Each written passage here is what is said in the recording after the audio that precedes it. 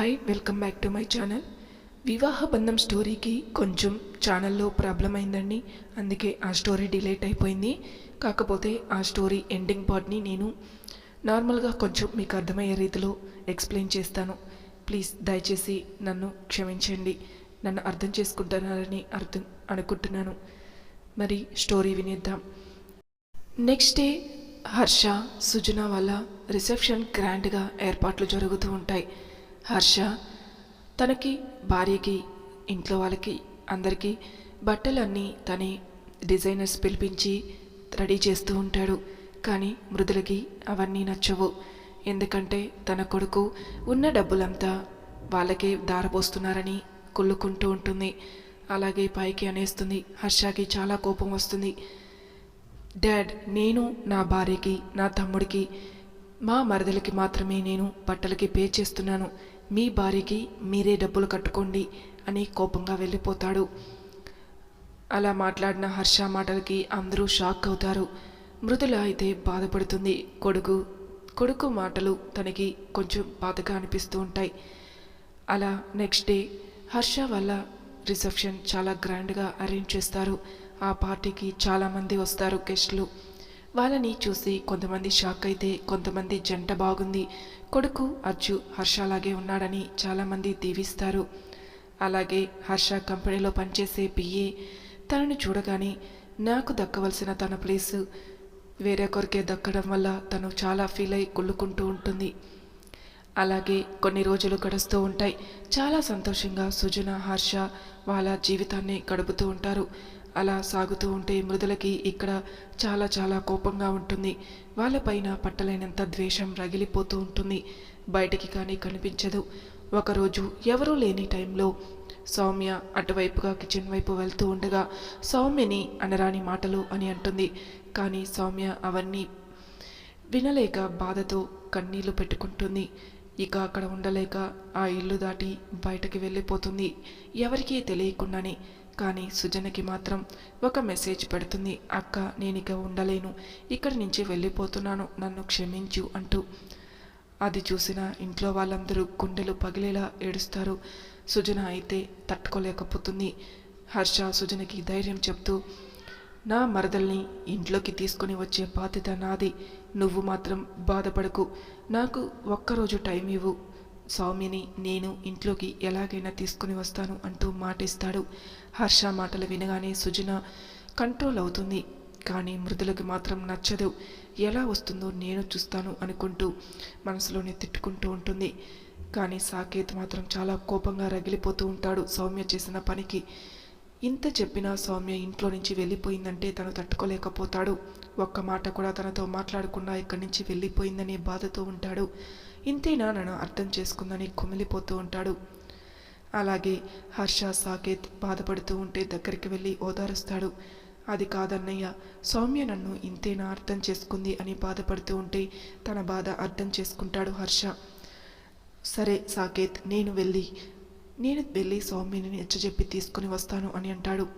వద్దన్నయ్య, నువ్వు కాదు నేనే వెళ్తాను అని చెప్పి సాకేత్ మరుసటి రోజు బయలుదేరి ఊటీ వెళ్ళి సౌమ్య ఉంటున్న ఇంటికి వెళ్తాడు. డోర్ బెల్ మోగగానే సౌమ్య డోర్ ఓపెన్ చేస్తుంది. సాకేత్ని ఎదురుగా చూడగానే ఆశ్చర్యపోతుంది. ఏంటి సాకేత్ గారు, ఇప్పుడు వచ్చారేంటి అని అడుగుతుంది. మరి ఎప్పుడు రావాలి? నువ్వు చెప్పా పెట్టకుండా ఇంట్లో నుంచి వచ్చేస్తే ఎలా ఉంటారనుకుంటావు? సుజన వదిన అక్కడ ఏడుస్తుంది. నువ్వు లేకుండా నువ్వు ఇలా మాకు చెప్పా పెట్టకుండా వచ్చేయడం ఇదేనా నువ్వు మాకు ఇస్తున్న గౌరవం? అంటే మీకు మేము ఏమీ చేయలేదని అర్థమే కదా అని అడుగుతాడు బాధగా. అలా సాకేత్ మాటలు వినగానే సౌమ్య గుండె తరుక్కుపోతుంది. అలా అనకండి సాకేత్ గారు, నేను మీకు గౌరవం ఇవ్వకుండా వచ్చేయలేదు. నాకు ఎందుకో మనసు బాగలేక అక్కడ ఉండలేక మీ స్థాయికి నేను తగలేక అక్కడి నుంచి వచ్చేసాను. నన్ను క్షమించండి, నాకు ఇక్కడే బాగుంది. కాకపోతే అప్పుడు సుజన అక్కని, బావగారిని మిమ్మల్ని చూడడానికి వస్తూ ఉంటాను. నన్ను క్షమించండి, నేను ఇక్కడే ఉంటాను, నేను బొటిక్ చూసుకుంటూ అని అంటుంది. ఇంకొక్క మాట మాట్లాడావంటే నీ చెంప పగిలిపోతుంది అని సాకేత్ తన కోపాన్ని అంతా బయట పెట్టేస్తాడు. సాకేత్ కళ్ళల్లో చూసిన కోపాన్ని సౌమ్య భరించలేకపోతుంది. అట్లే ఆశ్చర్యంగా చూస్తూ నిలబడిపోతుంది. సాకేత్ గారు, నేను చెప్పేది అర్థం చేసుకోండి. మీ బాధ నాకు అర్థమవుతుంది. కానీ నేను ఏ అర్హతతో మీ ఇంట్లో అడుగు పెట్టాలి అలా అని అడుగుతూ ఏడుస్తూ ఉంటుంది. నీకు అర్హతే కదా కావాలి, రా నాతో పాటు అంటూ బలవంతంగా సౌమ్యని తనతో పాటు లాక్కుని వెళ్ళి ఒక గుడి దగ్గర బలవంతంగా సౌమ్య మెడలో తాళిని కట్టేస్తాడు కోపంలో. సౌమ్య అలాగే చూస్తూ ఆశ్చర్యంగా ఉండిపోతుంది. సాకేత్ గారు, ఇలా చేయడం మంచిది కాదు, దీనివలన ఇంకా చాలా గొడవలు మొదలవుతాయి, వద్దు అని అంటూ ప్రాధేయపడుతున్నా కూడా సాకేత్ వినిపించుకోడు. అలాగే తనని తాళి కట్టేస్తాడు.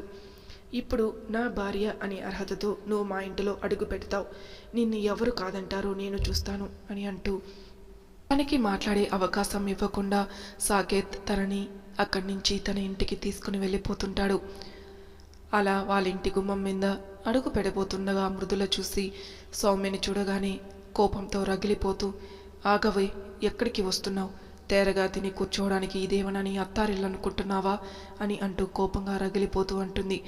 సాకేత్ కోపంగా, అవును మమ్మీ, తన అత్తారింటికే వచ్చింది, ఇది తన అత్తారిల్లే, తేరగా తిని కూర్చోవడానికి కాదు, తన మొగుడు సంపాదిస్తూ ఖర్చు పెడితే తిని కూర్చోవడానికే వచ్చింది, ఇది తన అత్తారిల్లు అనే హక్కుతోనే తనని తీసుకుని వచ్చాను అంటూ కోపంతో చెప్తాడు.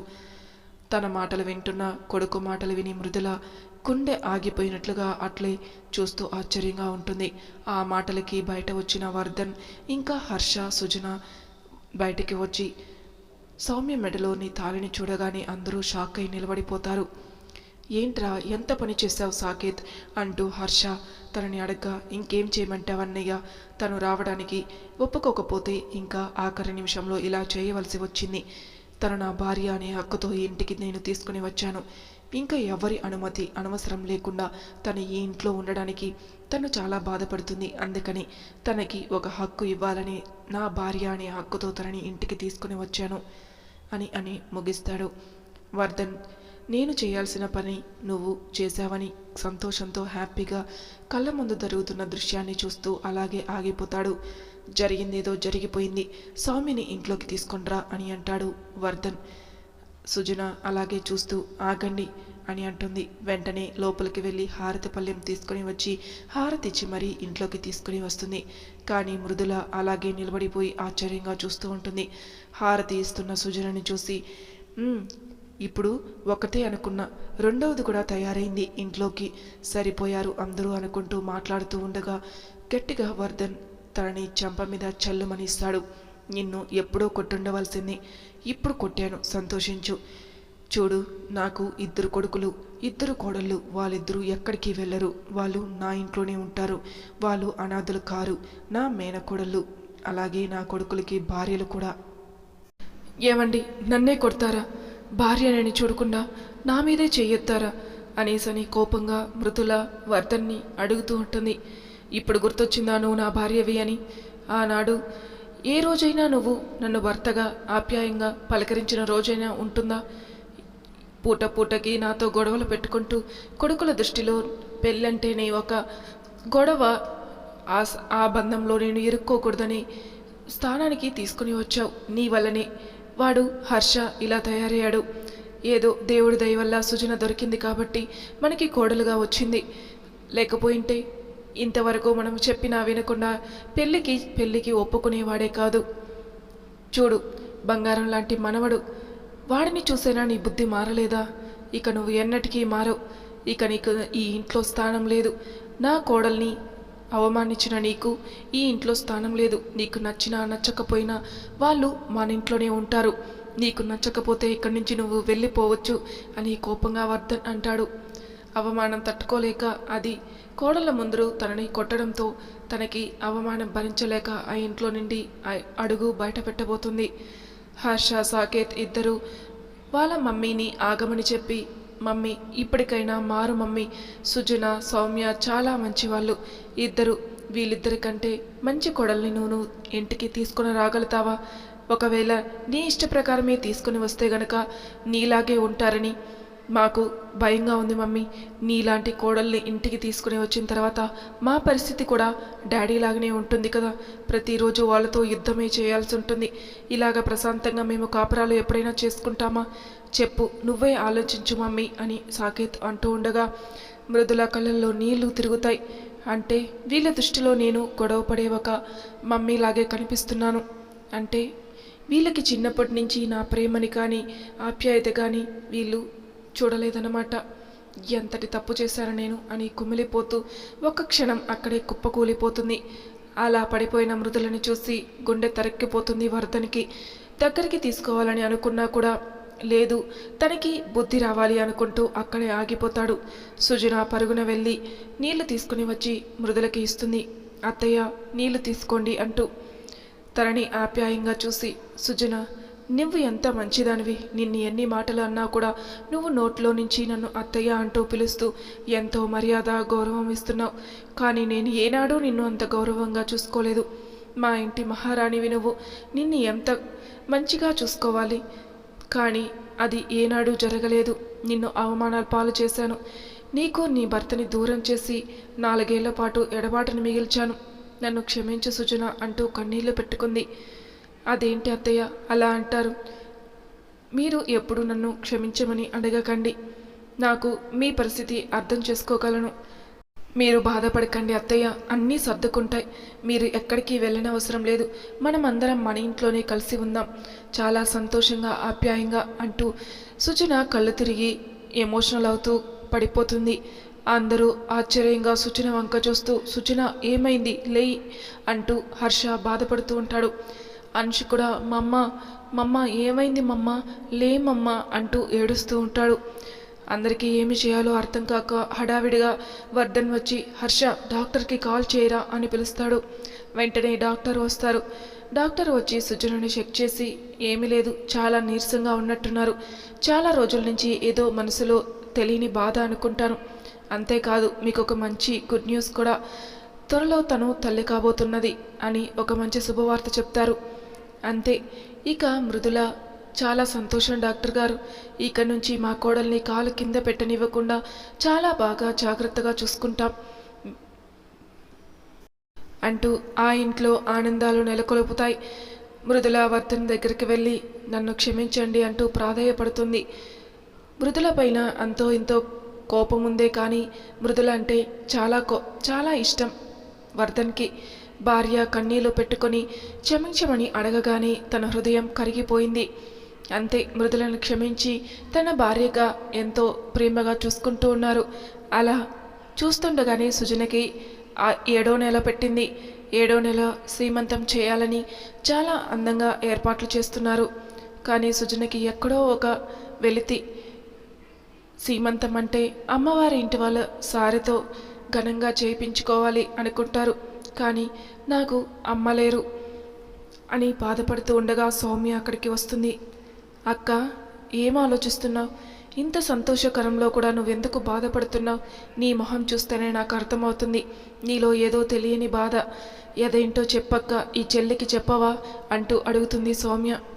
అదేం లేదు సౌమ్య, అమ్మ గుర్తొచ్చింది అని అంటుంది. నాకు తెలుసక్క, కడుపుతో ఉన్న వల్ల ఏ అమ్మాయి కన్నా అమ్మ వాళ్ళు గుర్తుంటారు. నువ్వు బాధపడకక్క, నేను నీకు అమ్మనై నీకు చేయవలసిన సీమంతపు వేడుక నా చేతులారా అన్నీ నేనే జరిపిస్తాను అంటూ సౌమ్య చెప్తుంది. ఆ మాటలకి సుజన ఎంతో సంతోషంగా సౌమ్యని హత్తుకుంటుంది. అలా సీమంతపు వేడుక చాలా ఘనంగా జరుగుతుంది. అలా చూస్తుండగానే రోజులు గడిచిపోతాయి. సుజనకి నొప్పులు రావడం స్టార్ట్ అవుతాయి. హాస్పిటల్లో జాయిన్ చేస్తారు. కొద్దిసేపటి తర్వాత లోపల నుండి క్యార్మ్ అంటూ ఒక వేడుపు వినిపిస్తుంది. ఆ సౌండ్ వినగానే హర్ష, వర్ధన్ ఫ్యామిలీ అందరూ చాలా సంతోషంగా చూస్తూ ఉంటారు. డాక్టర్ బయటికి వచ్చి మీకు ఆడపిల్ల పుట్టిందండి అనగానే అందరూ చాలా సంతోషంగా ఉండిపోతారు. వర్ధన్ అయితే మళ్ళీ నా చెల్లి తన కూతురు కడుపులోనే జన్మించిందని చాలా సంతోషిస్తూ ఉంటారు. అలా వాళ్ళ జీవితం చాలా సంతోషంగా సాగిపోతూ ఉంటుంది. కొన్ని రోజులు గడిచిన తర్వాత సౌమ్యకు కూడా ఒక పండంటి మగబిడ్డకి జన్మనిస్తుంది. అలా వారి జీవితంలో కూడా ఆనందాలు నెలకొల్పుతాయి. ఇలా వారి జీవితం చాలా ఆనందంగా సాగిపోతూ ఉంది. వర్ధన్ మృదుల కూడా మంచిగా ప్రతిరోజు పోట్లాడుకోకుండా, మాటలు పడకుండా, గొడవలు పడకుండా ఆనందంగా మనవలతో మనవరాలతో చాలా కాలక్షేపం గడిపేస్తున్నారు. ఈ కథకి నా సొంతంగా నేనే ఆలోచించి మరీ ఈ కథకి ముగింపు అనేది ఇచ్చాను. మరి ఈ ముగింపు మీకు నచ్చిందని అనుకుంటున్నాను. మరి ఇంకెందుకు ఆలస్యం, లైక్ చేయండి, షేర్ చేయండి, మీ అభిప్రాయాలను నాకు కామెంట్ రూపంలో తెలియజేయండి. Thank you for listening.